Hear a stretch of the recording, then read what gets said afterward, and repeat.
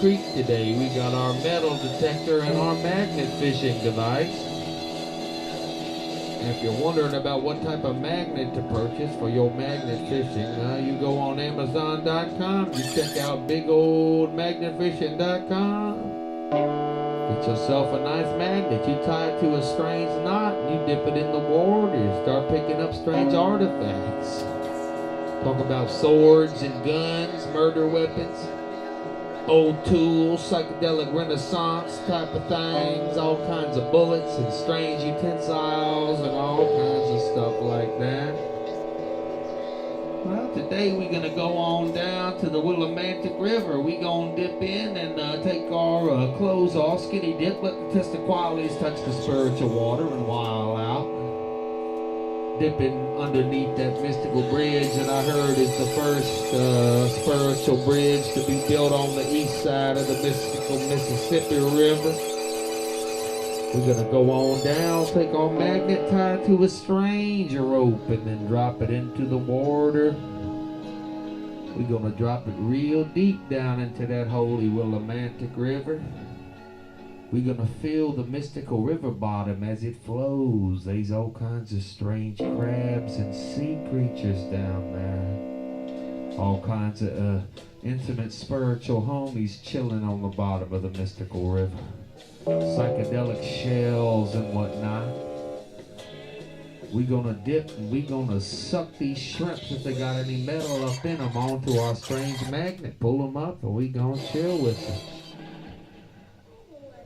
Reminds me of the time that I went out to the Holy Rockaways in Brooklyn, rode my bike out to those mystical islands, part of Queens, New York, on the ocean side. I met one of the Jerky Boys, Frank Rizzo. He was there on a mystical bicycle. I said, "It's not you." He pulled out his holy driver's license. It was John, whatever his name is, the dude who does the voices for the Jerky Boys. "It's me, Frank Rizzo." I said, "Hell yeah." I gave him a Budweiser out of my backpack. Then I went swimming with a bunch of holy ladies and we were wilding out in the water. I went back to the ocean shore and I chilled and drank a 6-pack of Coors Light urine beer. And I laid back and relaxed for a few minutes. The ocean waves were brewing. All my friends that were swimming with me left. They had things to do that evening. I'm laying on the beach by myself, chugging beer. The sun is beginning to slowly set. It's a summer afternoon. I go to this bar on the ocean side, kind of like a Venice Beach-esque type of place, but it's on the Rockaways, called Rippers. I get myself a brewski or two. I'm chilling out. The bartender's a strange guy. He starts talking to me and they playing chess games. Next thing you know, this psychedelic homeless pimp who's chilling out and living on the beach in a strange tent comes up. And he kind of looks like he's a boxer or something psychedelic. Looks like he's about to punch somebody's head off up in the place. He goes up to the bartender. I'm chilling watching this strange chess game going down. He says to the bartender, "You got a cigarette, my man?" The bartender says, "I don't want to give you a cigarette, because the last time I gave you a cigarette, at least the last time you asked for one, you said, 'Give me a cigarette or I'm gonna kill you.' So he wasn't psyched about giving this threatening pimp another cigarette. I gave him the cigarette because I had one at the time. Next thing you know, I'm out blazing a cig with this holy pimp, and we wilding out. And a dude comes up to me, he said, "Listen, man, I got something for you. A psychedelic experience." I said, "What's that?" He said, "I got those weed Listerine strips."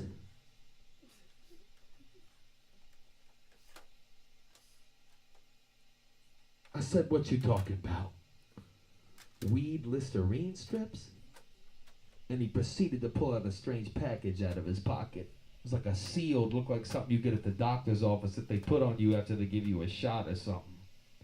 And it was a neon green Listerine strip. You could smell the weed aromas the second he cracked the package open. He put it upon my tongue. I said, "How high is this gonna get you, boy?" He said, "You aren't even gonna remember most of this night." I said, "Shit." And I'm starting to get so high.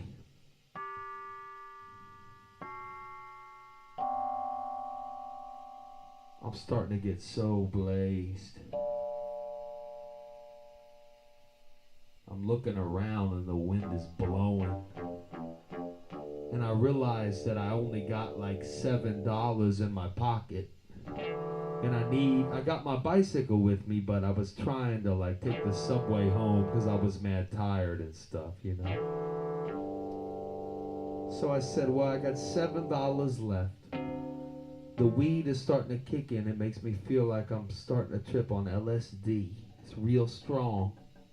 This weed Listerine strip. I need some food. So I go down to the strange deli. I roll in. There's nobody behind the sandwich counter. I said, "Hey, where's the sandwich maker?" They said, "Oh, he's out back puffing a pound blunt." I said, "Come on. Hey, where's the sandwich man?" A dude wearing a strange Dark Side of the Moon Pink Floyd t-shirt comes rolling in. He was pissed that I awoke him from his psychedelic pound blunt puff slumber out in the backyard. But it was time to get a mystical hamburger up in here. So I said, "Let me get a cheeseburger and some holy curly fries." No mayonnaise. No mayonnaise. I hate mayonnaise. It disgusts your boy.